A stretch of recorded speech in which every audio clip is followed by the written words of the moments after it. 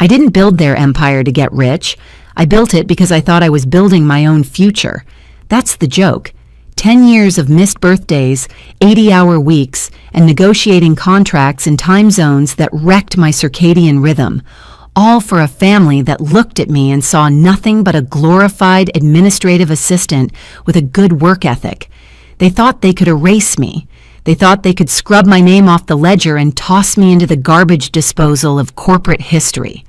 But Julian Winthrop made one critical calculation error. He forgot that before I was his daughter-in-law, I was his best operator, and operators always keep receipts. If you're watching this video, tell me where you're from or what time it is for you. The waiter set the appetizers down, tuna tartare with a sesame glaze, and the smell made my stomach turn, mostly because the air in the private dining room was already thick enough to choke on. This was supposed to be my 10-year wedding anniversary. Just me and Landon. A decade. That's a significant chunk of time. It's long enough to build a life, or in my case, long enough to delude yourself into thinking you're safe. Instead of a candle-lit dinner for two, I was staring across the white tablecloth at my father-in-law, Julian Winthrop.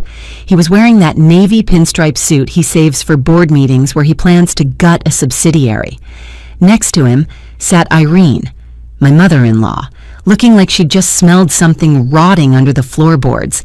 And Landon? My husband, the man I'd shared a bed with for 3,750 nights, was sitting to my right, peeling the foil label off his bottle of Stella Artois with the focus of a bomb disposal technician. "The tartare looks excellent," Irene said. She didn't look at the food, she looked at my forehead, like there was a smudge there she wanted to wipe off with a disinfectant wipe. "Although, Haley, you look tired." "Are the bags under your eyes getting darker?" "I've been in Shanghai time for 3 weeks, Irene," I said, trying to keep my voice level. "Closing the logistics hub deal, the one that's going to save the company 12% on trans-Pacific shipping." "Ah, yes, the hub," Julian said. He cleared his throat. It was a wet, heavy sound, the sound of a gavel coming down. He reached into his jacket pocket. I expected a gift, maybe a card, maybe even a bonus check for the Shanghai deal, which I had practically bled for. He pulled out a manila envelope and slid it across the table. It hit the salt shaker with a soft clink. "What's this?" I asked. I looked at Landon. He stopped peeling the beer label and stared intently at the condensation on the glass. He wouldn't meet my eyes. That was the first crack in my reality. Landon never avoided my eyes unless he'd broken something. "It's a separation agreement," Julian said. His tone was casual, like he was discussing the weather or golf handicaps. "We're restructuring the executive team, Haley, effective immediately." I laughed. I actually laughed. It was a short, sharp sound that bounced off the wood paneling. "Restructuring? Julian, I am the executive team. I just built your entire Asian supply chain. Miles can barely find his way to the office without a GPS." "Miles is family," Irene cut in. Her voice was sharp, glass shards dipped in honey. "He has vision. He has the Winthrop blood. He's ready to take over as COO. "COO?" I looked at Julian. "I'm the COO, that's my title." "Was," Julian corrected. He took a sip of his wine, a terrifyingly expensive Cabernet. "We feel that your intensity is no longer a cultural fit for Winthrop Holdings. You're too transactional, Haley. You lack the nuance required for the next phase of our growth." "Nuance?" I pointed a shaking finger at Landon. "Landon, say something. Tell them about the Tokyo negotiation. Tell them who saved the damn company from bankruptcy in 2018. Landon finally looked up. His eyes were red-rimmed, watery. He looked like a child who'd been caught stealing candy, not a grown man of 35. "Haley, look, Dad thinks, we think, maybe it's best if you take some time." "Time?" "To find yourself," Irene said, smiling now, a beatific, shark-like smile. "You've always been so industrial, so focused on work. It's not healthy for a woman your age. You should be focusing on the home, Although without a job, I suppose maintaining the loft in Tribeca will be difficult. The severance is generous, Julian said, tapping the envelope. 3 months' pay, continued health benefits for 6 months. In exchange, you sign a standard NDA and a non-disparagement clause. You walk away quietly. We tell the board you resign to pursue personal interests. And if I don't sign? Julian leaned forward. The warmth vanished from his face, replaced by the cold, dead look of a man who viewed people as line items on a spreadsheet. Then we terminate you for cause, insubordination, mismanagement. We'll tie you up in litigation so expensive you'll be bankrupt before you even step foot in a courtroom. And Landon, he glanced at his son. Landon flinched. I'm filing for divorce, Haley. The air left the room. It didn't rush out, it just vanished, leaving me in a vacuum. What?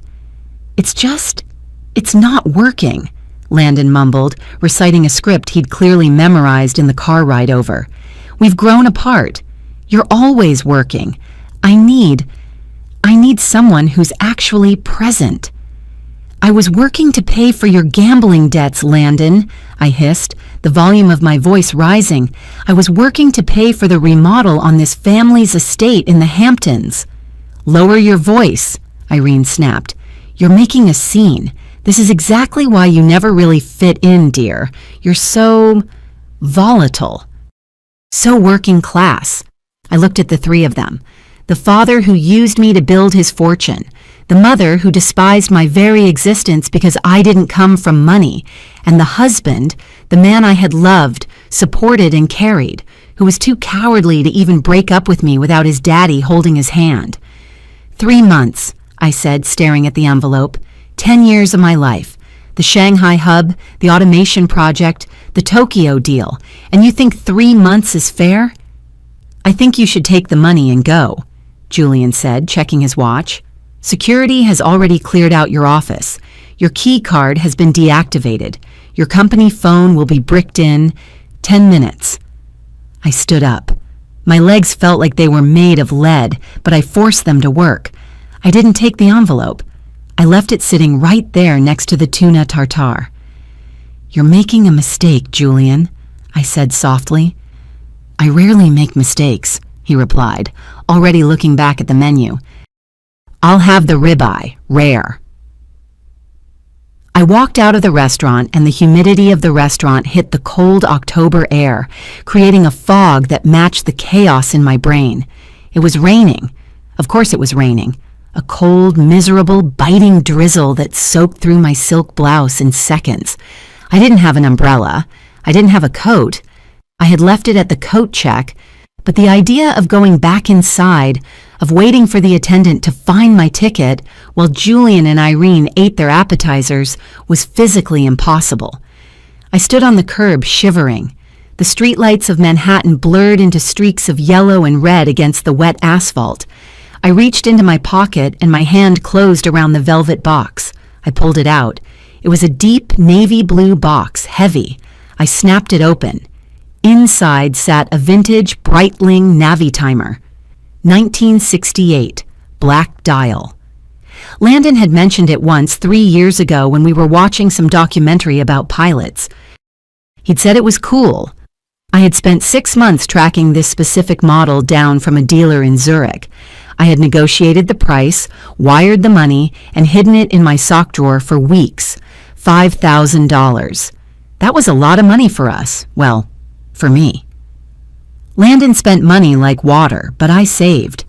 $5,000. The severance Julian had offered was 3 months of my salary. About $40,000. Just enough to keep me quiet, not enough to let me fight. I looked at the watch. The ticking second hand moved smoothly around the dial. Tick, tick, tick. Time was moving forward, indifferent to the fact that my life had just imploded. Taxi! I screamed, waving my arm. My voice cracked. A yellow cab swerved through a puddle, spraying dirty water onto my shins, and screeched to a halt. I climbed in, the wet leather of the seat sticking to my damp clothes. "Where to, lady?" the driver asked. He was chewing on a toothpick, eyeing me in the rearview mirror. I must have looked insane, soaked, shaking, clutching a velvet box like it was a grenade. I paused. Where? I couldn't go to the Tribeca loft. Landon had said he was filing for divorce. The locks would be changed. Julian was efficient. He wouldn't leave a loose end like unauthorized access to the apartment. My parents were in Ohio and wouldn't understand. Lady? Brooklyn, I said, my voice hollow. Prospect Heights, 420 Sterling Place. Matey. I looked down at the watch again. I snapped the box shut. The sound was loud in the quiet cab. I didn't cry. I wanted to cry. I wanted to scream until my throat bled. But instead, I just sat there, freezing cold, feeling the velvet dig into my palm, thinking about the look on Irene's face when she called me working class. "You okay back there?" the driver asked. "I'm fantastic," I whispered. "I'm just fantastic." The next morning, the sun came up like an insult. Bright, cheerful, and utterly inappropriate for the funeral my life had become. I was sitting on Matey's beige love seat, wrapped in a blanket that smelled like cat hair and lavender. Matey was in the kitchen, aggressively buttering toast. "Eat," she commanded, walking over and shoving a plate in my face. "You didn't eat last night. You look like a ghost." "I can't," I said. My jaw felt wired shut. "You can and you will. You're staying here as long as you need, but you need calories to fight, Haley." Matey sat down on the coffee table, her knees knocking against mine. She was wearing her scrubs, hair messy from a 12-hour shift at the ER, but she looked more put together than I felt. "So let me get this straight. Julian fired you at dinner with the tuna tartare?" "Yes." "And Landon just sat there? Peeling a beer label?" "Yes." "I'm going to kill him," Matey said, taking a bite of the toast she made for me. "I'm going to drive to Tribeca and inject him with something that makes his hair fall out." "He's filing for divorce, Matey. He's taking the loft." "We'll get a lawyer. We'll sue for half." "Half of what? Debt?" I rubbed my temples. "We lease the cars. The apartment is mortgaged to the hilt because Landon wanted the aesthetic. The only real assets are in Winthrop Holdings, and I don't own any of it." My phone buzzed on the table. It was a notification from my banking app. Alert. Joint account ending in 4490 has been frozen due to suspicious activity. "They froze the account," I said, staring at the screen. "Landon froze the joint account." "He can't do that. He just did." Before Maddie could respond, a loud mechanical grinding noise came from the street outside. It sounded like metal dragging on asphalt. I stood up and walked to the window. Down on the street, a tow truck was backing up to my Audi Q5, the company car. "No," I whispered. "No, no, no." I ran out the door, barefoot, sprinting down the 2 flights of stairs.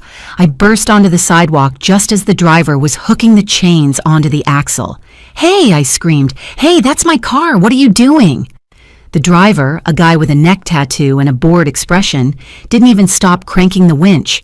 "Work order, lady, repo and recovery, Winthrop Holdings."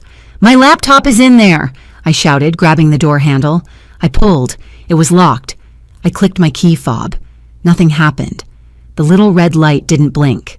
"Open it. My laptop, my notes, my coat, everything is in there." "They disabled the keys remotely," the driver said, spitting on the pavement. "I can't open it. I just tow it. You got a problem. Call corporate." "Please," I begged, pressing my hand against the cold glass of the window. I could see my laptop bag on the back seat. My notebook, the one with 10 years of contacts, ideas, and strategies, was in that bag. "Just let me get my bag." "Back away from the vehicle, ma'am," he said, stepping between me and the car. He looked ready to shove me if he had to. "Don't make this ugly." I watched as the winch groaned, lifting the front wheels of the SUV off the ground. My car, my freedom, my mobile office, tilted upward, looking helpless. The driver hopped into the cab and revved the engine. As the truck pulled away, dragging the last piece of my dignity with it, I stood barefoot on the dirty Brooklyn sidewalk. A neighbor walking a poodle stopped and stared. "Rough morning?" he asked. I didn't answer. I just watched the car disappear around the corner, realizing that Julian Winthrop wasn't just firing me. He was stripping me for parts. 2 weeks later, I was sitting in the lobby of Logicorp, a mid-sized supply chain firm in Jersey City. I was wearing my backup suit, a charcoal gray number I'd left at Maddie's place years ago, and I had practiced my smile in the mirror for an hour. I needed a job, any job. The bank account I had managed to scrape together from my own small personal savings had about $4,000 in it. Rent in New York required 3 times that just to sign a lease. "Haley Winthrop," the receptionist called out. "Haley, Harper," I corrected, standing up.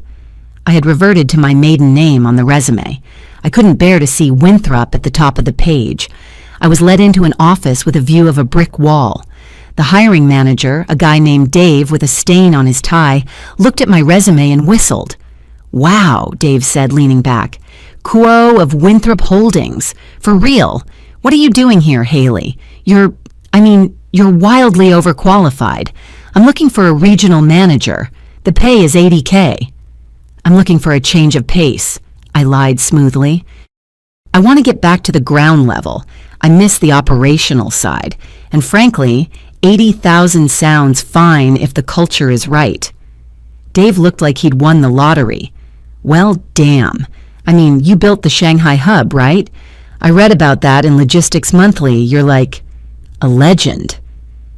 "I had a good team," I said, playing humble.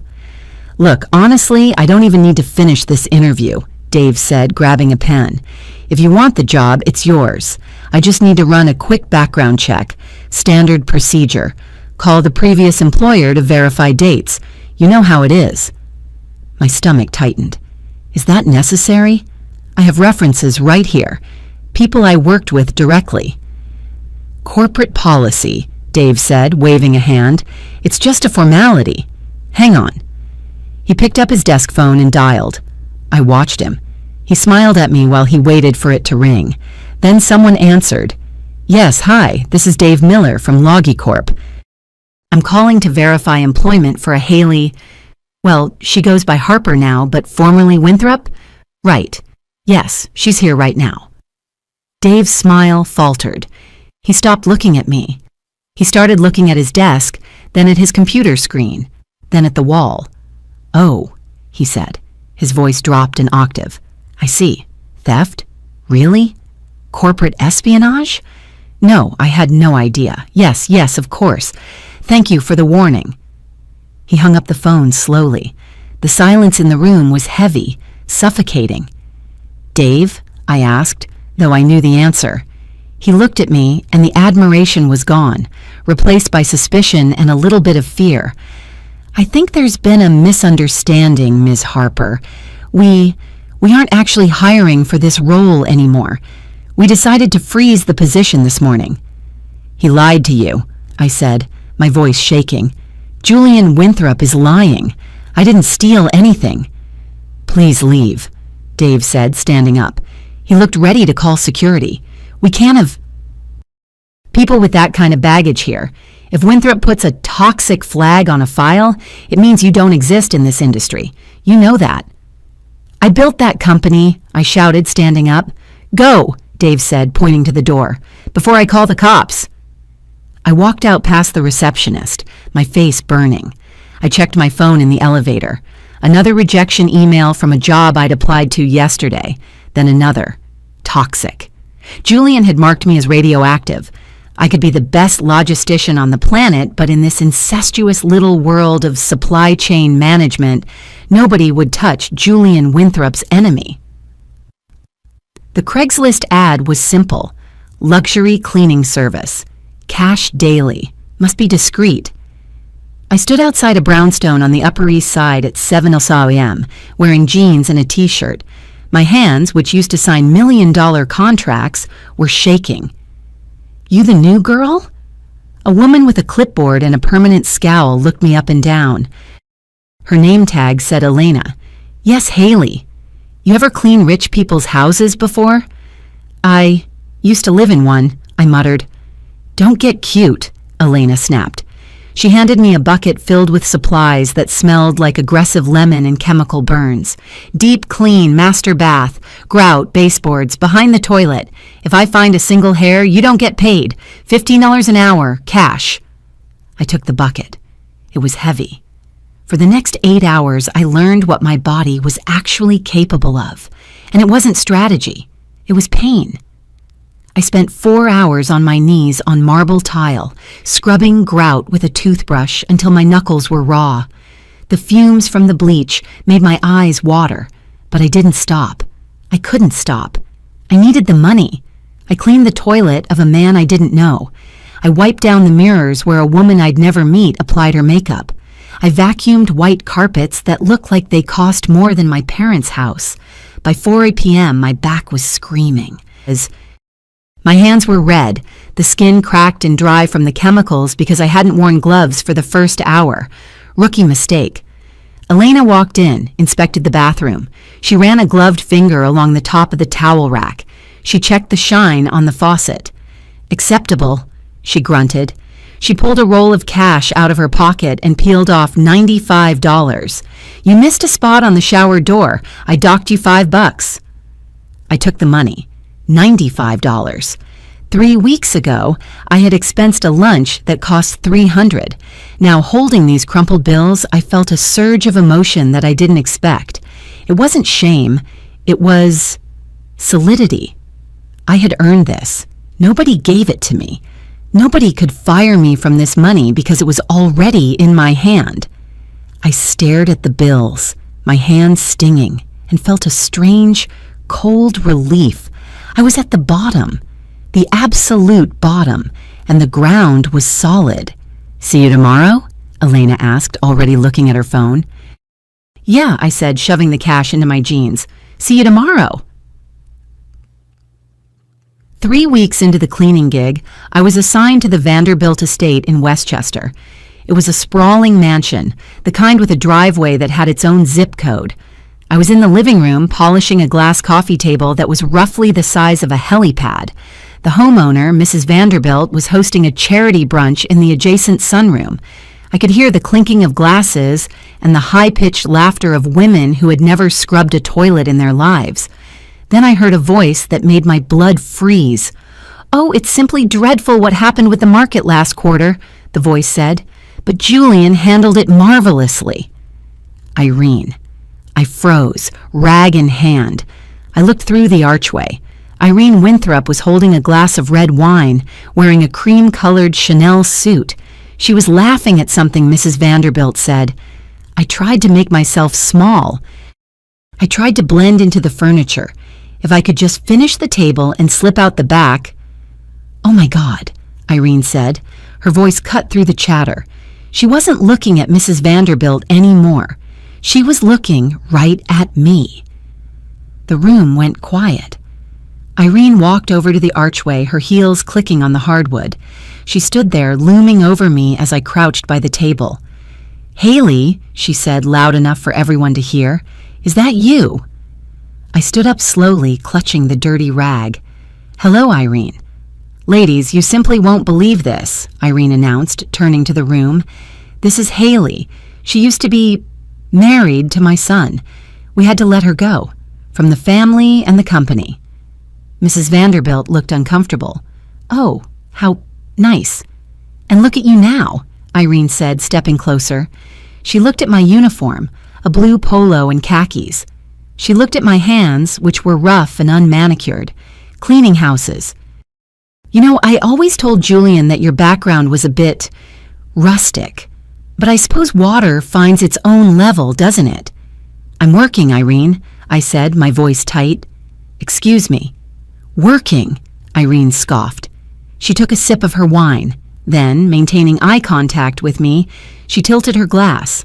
A stream of dark red Cabernet poured out, splashing onto the pristine white wool rug between us. The room gasped. It was pure theater. Oops, Irene said, her eyes dead cold. I seem to have made a mess. Good thing the help is already here. She pointed at the stain. Clean that up, Haley, before it sets. You know how expensive these rugs are. Or maybe you don't. I stared at the wine soaking into the wool. It looked like blood. I looked at Irene. She was waiting for me to snap. She wanted me to scream, to cry, to throw the rag at her so she could tell everyone I was crazy. I took a breath. I dropped to my knees. "Of course, Mrs. Winthrop," I said loudly. "I'm excellent at cleaning up your family's messes. I did it for 10 years, didn't I?" Irene's smile faltered for a fraction of a second. I started blotting the stain. The humiliation burned in my chest like acid, but I bottled it. I capped it tight. Receipts, I thought. Keep the receipts. The next day, I was sent to a penthouse in Manhattan. The name on the order was C. Banks.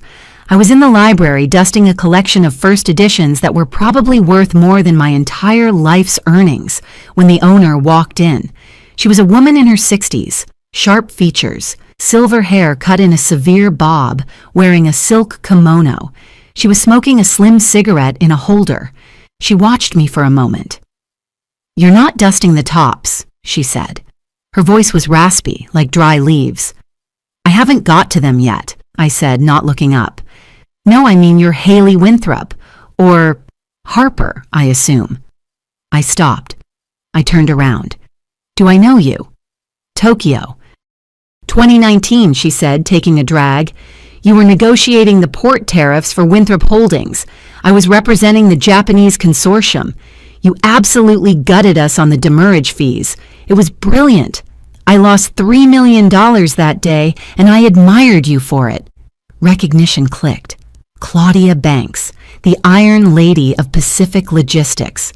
Her husband had been a titan in the industry until he went bankrupt in the late 90s.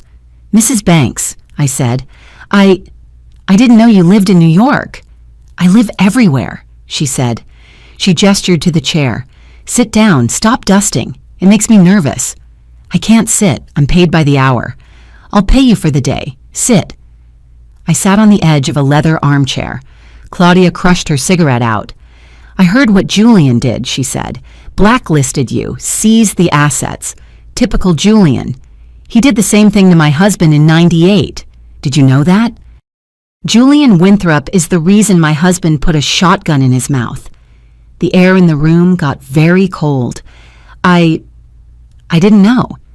Nobody knows. Julian covers his tracks. But I remember. Claudia looked at me with eyes that were hard as flint. "He thinks he's a king. He thinks he can just discard people. But he's sloppy, Haley. Arrogant men are always sloppy." "He seems pretty thorough to me," I said bitterly. "He locked me out of everything." "Everything?" Claudia raised an eyebrow. "Did you check your vesting schedule?" "What?" "The initial equity grant," she said. "When you started, junior executives get a standard equity package, usually 0.1 or 0.2%. It vests over 5 years. "I signed a waiver," I said. "When I got promoted to COO, they rolled it into a bonus structure." "Did they?" Claudia leaned forward. "Or did they just tell you they did?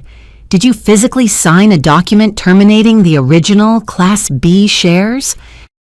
Because Julian hates paying lawyers to file termination paperwork. He thinks it's a waste of money. He usually just forgets. My heart skipped a beat. I don't know. I'd have to check my files. But they took my laptop. "You don't have backups?" "I might," I said, my mind racing.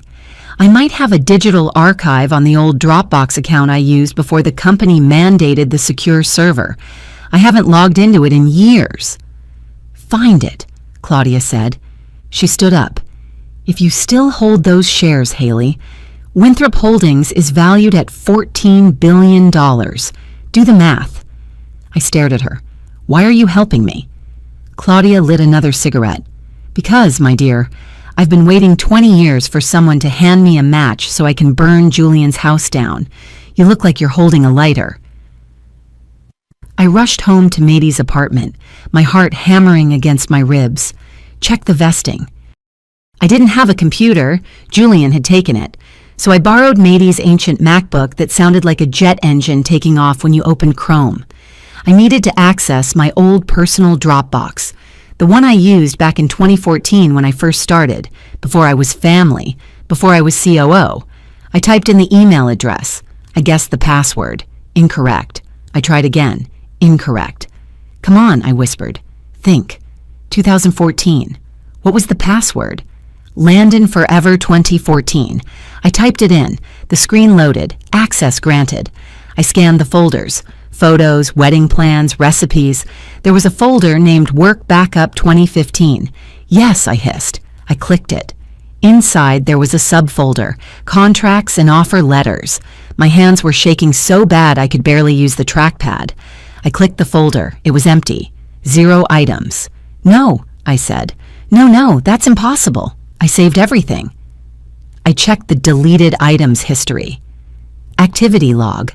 All files permanently deleted by user admin secure wipe on May 12, 2024. May 12th. That was 6 months ago. I stared at the screen. 6 months ago, Landon and I were in Bali for a reconnection trip. I wasn't anywhere near a computer. He knew, I whispered to the empty room. He planned this 6 months ago. Julian hadn't just fired me on a whim. He had spent 6 months scrubbing my digital footprint. He had hacked my personal accounts, or maybe Landon had given him the passwords, and wiped the evidence before he even slid that envelope across the table. The hope that Claudia had ignited in me sputtered and died. The digital trail was gone. They had won. I slammed Matey's laptop shut and put my head in my hands. Smart, Julian, I said, tears stinging my eyes. You evil, paranoid bastard. I sat there for an hour, just breathing. The sun went down, casting long shadows across Maddie's living room. Then a thought hit me, a memory from 10 years ago. We were moving into the Tribeca loft. I was unpacking boxes. Landon was watching TV. I had a box of sentimental junk that Landon tried to throw out. Old ticket stubs, college diplomas, paper scraps. I had yelled at him to leave it alone. I had taped it shut and shoved it. Where? Not in the loft. There wasn't room in the loft for junk. Storage, I said aloud. No, not storage. Mom's basement? No. I looked at Matey's closet. When I first moved to New York before I met Landon, I lived with Matey for 6 months.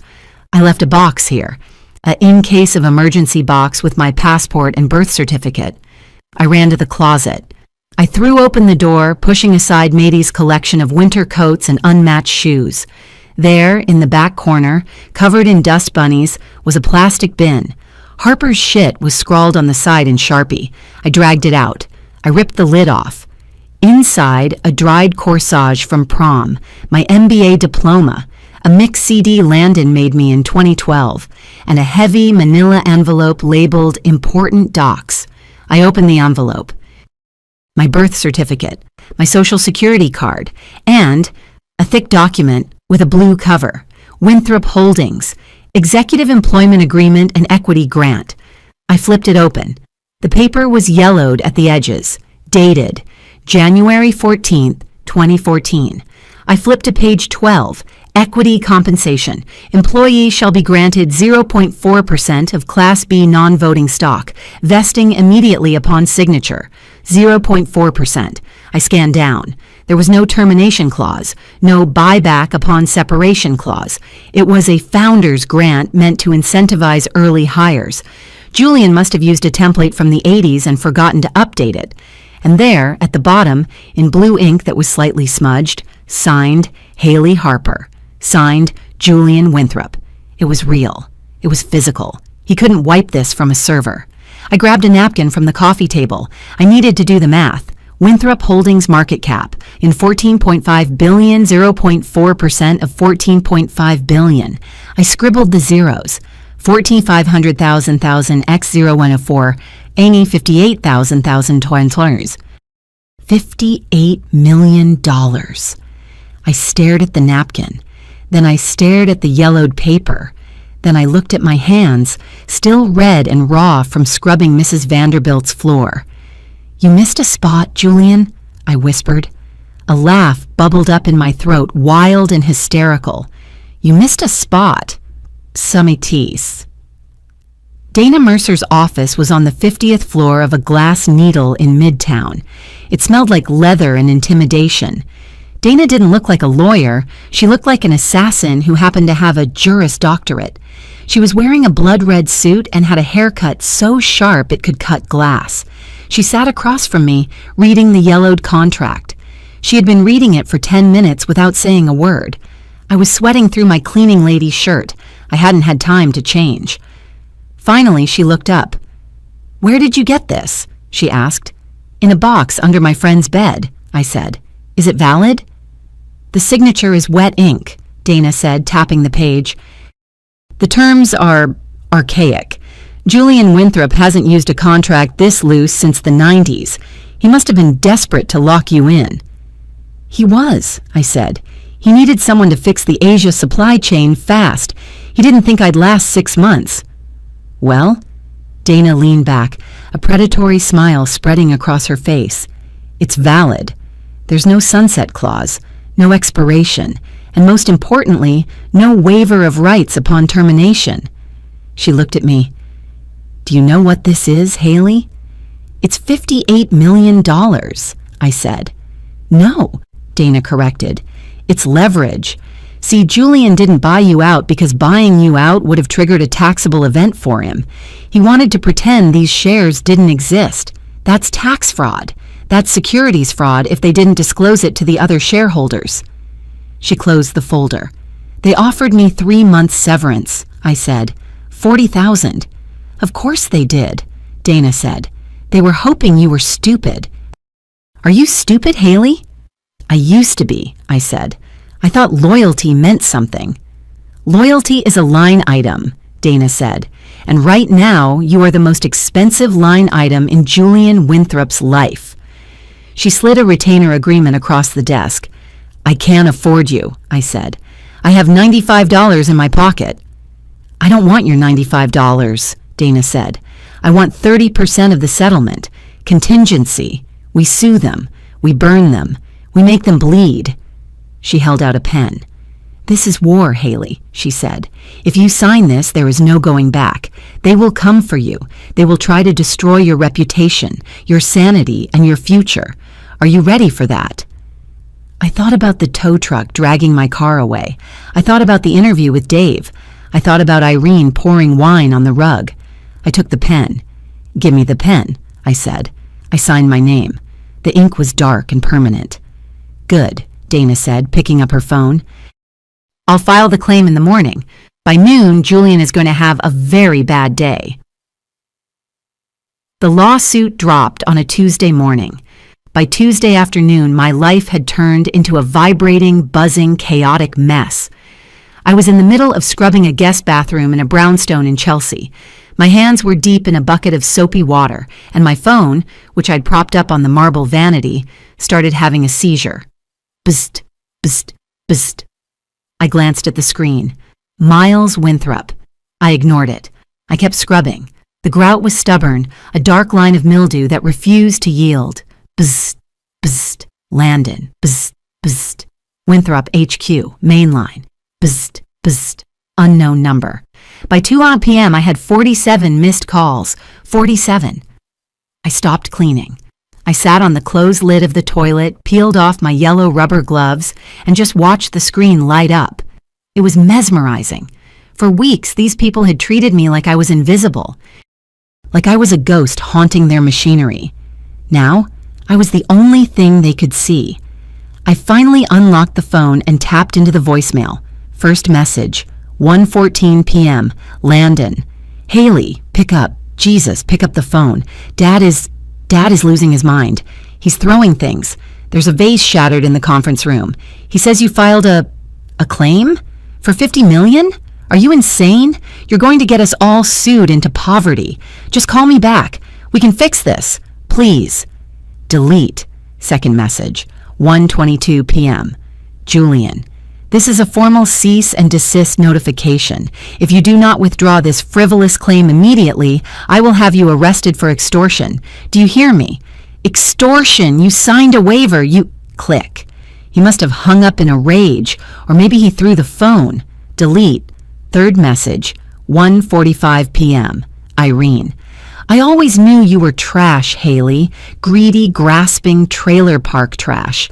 You think you deserve our money? You cleaned our toilets. That's what you are, a cleaner. If you show your face in court, I will drag your name through the mud until you can't get a job sweeping streets. I listened to that one twice. Irene's voice wasn't angry. It was venomous, controlled. It was the voice of a woman who was terrified but trying to sound dangerous. I didn't delete that one. I saved it. I texted Dana. The Hornets are angry. Dana texted back immediately. Good. Anger makes them stupid. Keep cleaning. Don't answer.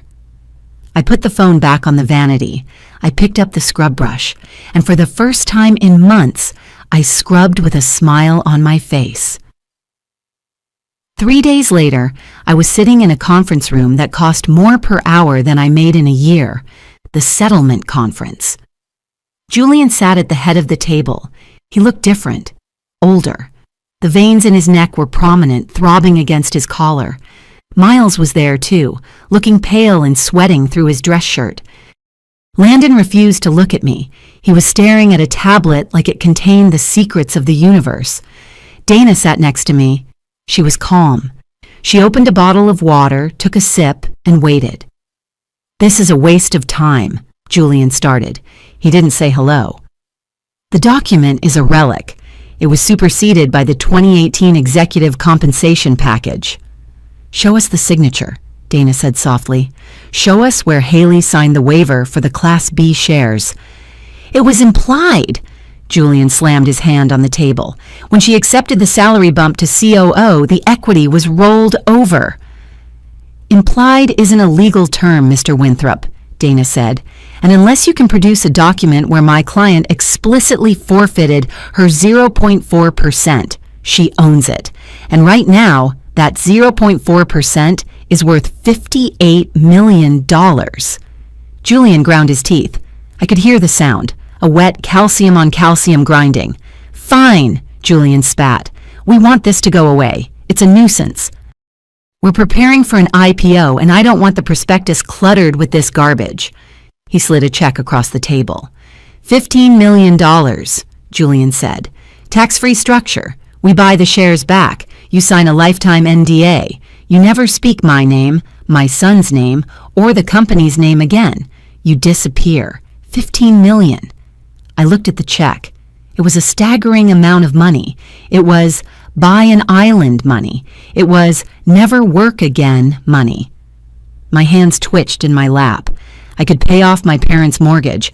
I could buy Mady a hospital. I could erase the last 6 months of humiliation. I looked at Landon. He was finally looking at me, his eyes pleading. Take it, his eyes said. Take it and go so I can stop being afraid of my father. Then I looked at Julian. He was smirking. Just a little. He thought he had won. He thought he could buy me like he bought a new fleet of trucks. He thought $15 million was the price of my dignity.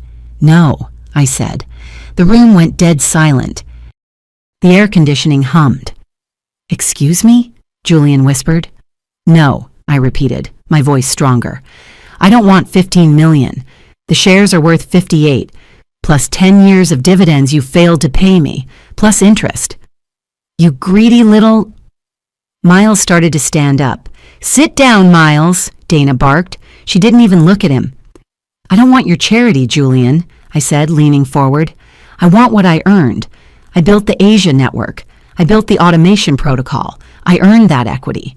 I'm not selling it for a discount just to save you from embarrassment. You will get nothing, Julian roared, standing up so fast his chair tipped over. I will bury you. I will spend $50 million on lawyers just to make sure you starve. You think you can fight me? I am Winthrop Holdings. I am the industry. You're a thief, I said calmly, and I'm going to prove it. Get out, Julian hissed. Get out of my building before I have security throw you out. We're leaving, Dana said, gathering her files. See you in court, Julian. Oh, and good luck with the IPO roadshow. I hear investors hate undisclosed litigation. I was feeling invincible. I was high on the adrenaline of telling Julian Winthrop to go to hell. Then, 2 days later, the other shoe dropped. I was at Maddie's, making coffee, when my phone buzzed. It was Dana. "Haley, we have a problem." "What kind of problem?" "They filed an emergency motion this morning. They produced a document." My stomach dropped. "What document? I didn't sign anything." "It's a digital log," Dana said, her voice tight. "From 2018, they're claiming you electronically signed a global release of equity when you updated your stock option portal password. They have a timestamp, an IP address, and a digital signature hash." "That's a lie," I said, gripping the counter. "I never signed a release. I just changed my password." They're arguing that the terms of service for the portal update included a clause that converted all Class B shares to Class C non-voting options with a $0 strike price upon termination. It's buried in fine print on page 84 of the user agreement. That's entrapment. That's fraud. "It's dirty," Dana agreed, "but the judge granted a temporary injunction. They've frozen the case pending a forensic analysis of the digital log. And Haley, they also filed a countersuit for corporate espionage. They're claiming you stole trade secrets when you left." "I stole nothing. They took my laptop." "They froze your accounts again," Dana said quietly. "And they sent a garnishment order to the cleaning agency. You can't work." I stared at the phone. "So I have no money, I have no job, and the lawsuit is stalled?" "It's the starve them out strategy," Dana said. "Julian knows the digital log is shaky, but it will take 6 months for an expert to prove it's manipulative. He thinks you can't last 6 months. I hung up. I sank onto the floor of Maddie's kitchen. "Haley?" Maddie walked in, holding an envelope. This was taped to the door. It was an eviction notice. Not for me, for Maddie. Violation of lease agreement. Unauthorized occupant. Julian had found out where I was living. He had called Maddie's landlord. He was trying to make me homeless, and he was taking my best friend down with me. "I'm so sorry," I whispered. "Maddie, I'm so sorry." Maddie looked at the notice. Then she looked at me. She ripped the paper in half. "Screw him," Maddie said. "We'll fight. But Haley, we need a bigger gun. We can't win this in a courtroom. He owns the courtrooms." I met Dana at a diner in Queens, far away from the glass towers of Midtown. She looked tired. "The forensic analysis will cost $50,000, Dana said. "I can front some of it, but my partners are getting nervous. Julian is calling in favors. He's threatening to pull business from our firm's other clients." "He's choking us," I said. "He's winning." "Legally, yes," Dana said. She stabbed a French fry with a fork. "But legal isn't the only battlefield. You know what Julian hates more than losing money?" "Losing control," I said. "Losing face," Dana corrected. "He cares about his reputation. He cares about the Winthrop legacy. And right now, the only story out there is the one he's telling, that you're a disgruntled ex-wife who stole data. So what do? "We change the narrative," Dana said. "We go nuclear. We don't leak to the Wall Street Journal. They're too cozy with Julian. We leak to the Spitfire." "The financial gossip blog?" "The one with 3 million daily readers who hate billionaires," Dana smiled. "We give them everything, Haley.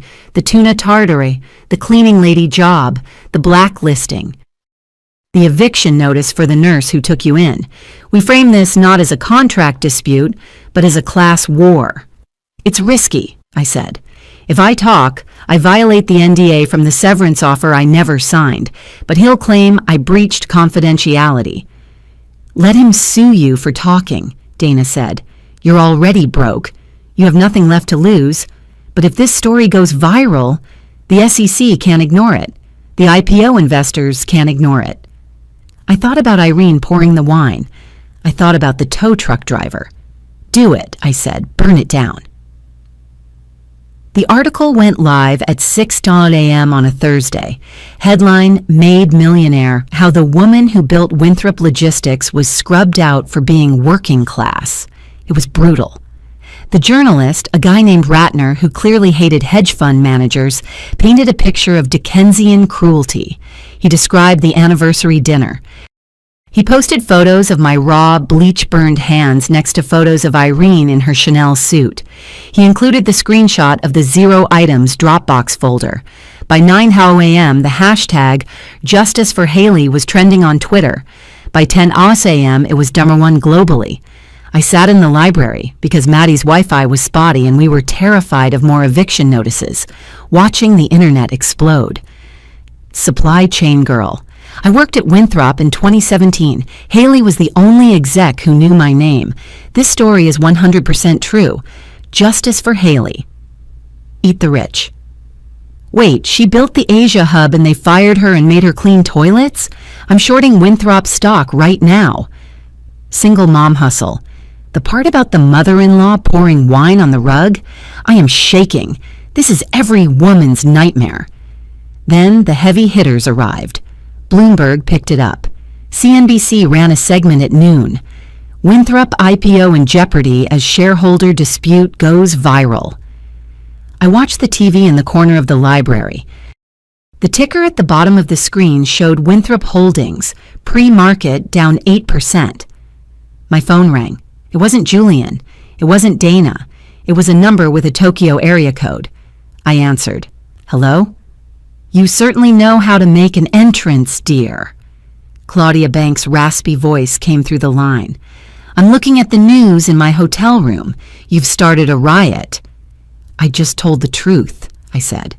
The truth is expensive, Claudia said, and Julian is currently bleeding capital. I heard the SEC just announced an informal inquiry into the undisclosed equity claims. His IPO is dead in the water. Good. Not just good, Haley. Profitable. I'm flying into New York tonight. Meet me for breakfast. It's time to stop playing defense. Breakfast was at the St. Regis. Claudia was wearing a silk suit that probably cost more than my legal fees. You look like you've been to war, Claudia said, buttering a croissant. I feel like it. Good. War builds character. Now let's talk business. Julian is wounded. The industry smells blood. His suppliers in China are nervous because they know you were the relationship manager, not Miles. The clients in Europe are asking questions. She slid a sleek black folder across the table. What is this? A term sheet, Claudia said. I am capitalizing a new firm, Haley Prime Logistics. I stared at her. You want to start a company? With me? I want to back a company run by you. I'm putting up $20 million in seed capital. You get full operational control. I get 30% equity and the pleasure of watching Julian Winthrop cry during his quarterly earnings calls. 20 million? My mouth went dry. It's enough to lease a warehouse in Jersey, hire a core team, and steal the top 3 contracts Winthrop has coming up for renewal, including the Tokyo deal. The Tokyo deal is worth $200 million a year, I said. It's Winthrop's crown jewel. And the contract expires in 3 months, Claudia smiled, and I happen to know the Japanese consortium is very unhappy with Miles. They find him rude. I looked at the folder. Haley Prime Logistics. It wasn't just revenge. It was a resurrection. I can't do this alone, I said. I need a team, and everyone is terrified of Julian. Money cures terror, Claudia said. And right now, you're not just a fired executive. You're a folk hero. People will follow you. I picked up the pen. This was the second time I'd signed my name to change my life in a week. This time, my hand didn't shake. We set up shop in a converted loft in Long Island City. It wasn't a glass tower, but it had exposed brick and coffee that didn't taste like battery acid. The first week was a montage of poaching. I called Sarah, the VP of Operations at Winthrop. Sarah, it's Haley. I know you're miserable. I know Miles tries to mansplain logistics to you. Come work for me. I'll match your salary and give you equity. Sarah resigned the next day. I called Ben, the head of IT, the one who hadn't wiped my laptop. Ben, I need someone who can build a secure network that Julian can't hack. You in? Ben was in. Then came the flood. Once the news broke that Claudia Banks was backing me, the resume portal crashed. Junior analysts, warehouse managers, drivers, people who had been crushed under the Winthrop boot for years, wanted out. We hired 15 people in 10 days. The atmosphere in the office was electric. We weren't just building a logistics company, we were building a pirate ship. We had a giant whiteboard on the wall with one goal written in red marker: Target Tokyo.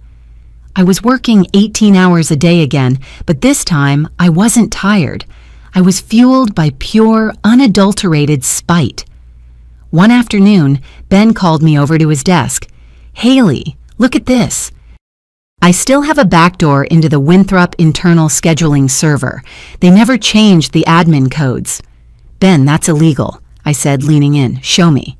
"Look at Miles' calendar." I squinted at the screen. Tuesday, 9 a.m. Tokyo Consortium Negotiation. Four Seasons Hotel. "He's meeting them next week," I said. "He's trying to lock down the renewal early." "What do we do?" Ben asked. "We crash the party," I said. "Book me a suite at the Four Seasons and get me the revised shipping manifests for the last quarter. I want to show the Japanese exactly how much money Miles has been losing them." The conference room at the Four Seasons was lined with cherry blossoms, very on the nose. Miles Winthrop sat at one side of the table, flanked by 3 lawyers and Landon. Across from them sat Mr. Tanaka and his delegation. The mood was stiff. I walked in at 9:05 a.m. I was wearing a white suit, a visual reset, sharp, clean, undeniable. Claudia walked in behind me. "This is a private meeting," Miles shouted, jumping up. "Security!" "Sit down, Miles," Mr. Tanaka said. His English was perfect. He didn't look at Miles, he looked at me. "Ms. Haley, Mrs. Banks, we were expecting you." "You were?" Miles looked like he'd been slapped. "I emailed Mr. Tanaka yesterday," I said, taking a seat at the head of the table, opposite Mr. Tanaka. "I suggested that before he signs a 5-year renewal, he might want to see the efficiency audit of your last 6 months. I slid a report across the table. "Since I left," I said, addressing the room, "Winthrop's on-time delivery rate in the APAC region has dropped by 14%. Your demurrage costs, fees for shipping containers sitting in port too long, have tripled. Miles here switched your last-mile provider to a cheaper vendor to save money, but that vendor has a 40% failure rate." Mr. Tanaka flipped through the report. He frowned. "We have noticed delays." "Delays cost money," I said. "Haley Prime Logistics guarantees 99% on-time delivery. We use the automated routing system I built, which I have rebuilt from scratch, better and faster, and we will do it for 5% less than Winthrop's current rate." "She's lying," Miles sputtered. "She's a fraud. She's being sued." "I am being sued," I agreed, "because I own a piece of your company, Miles, and frankly, as a shareholder, I'm appalled by your performance." Mr. Tanaka closed the folder. He looked at Miles. "Mr. Winthrop," Tanaka said, "your father promised continuity. He gave us chaos." He turned to me. "Ms. Haley, your proposal is accepted. We will transfer the contract effective the 1st of the month." "You can't do that," Landon shouted. It was the first time he'd spoken.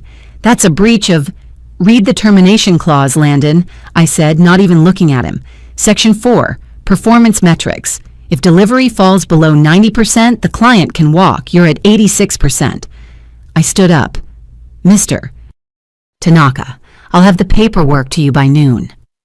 I walked out. Miles was screaming into his phone. Landon was slumped in his chair. I walked into the hallway, leaned against the wall, and took the deepest breath of my life. I had just stripped $200 million of revenue from Winthrop Holdings in 20 minutes. The Tokyo loss broke them. Winthrop's stock plummeted 22% in a single day. The board of directors panicked, but Julian wouldn't settle. He was determined to burn it all down rather than pay me. So we went to court. The trial lasted 3 weeks. It was a circus, But the climax came when the court-appointed forensic expert took the stand regarding the digital waiver. "Mr. Expert," Dana asked, "can you verify the authenticity of the log Winthrop Holdings provided?" The expert adjusted his glasses. "I analyzed the metadata of the server logs. The entry claiming Ms. Haley signed the waiver was indeed timestamped May 2018. However, the unique hash code for that entry was generated using an encryption algorithm that Winthrop Holdings didn't implement until September 2024. It is chronologically impossible for that log to exist in 2018. It was backdated. It is a forgery." The courtroom erupted. Julian Winthrop, sitting at the defense table, didn't move. He just stared straight ahead, his face a mask of stone. The judge, a no-nonsense woman named Judge Calloway, banged her gavel. She looked at Julian with pure disgust. "In 30 years on the bench," Judge Calloway said, her voice shaking with rage, "I have never seen such a flagrant attempt to defraud this court. Mr. Winthrop, not only are you going to lose this case, but I am referring this matter to the district attorney for perjury and evidence tampering." She turned to me. "The court finds in favor of the plaintiff. The equity grant is valid. Based on the valuation of the company prior to the defendant's mismanagement, plus punitive damages for bad faith litigation." She looked at her notes. "I am awarding the plaintiff $65 million, effective immediately." I didn't cheer. I didn't cry.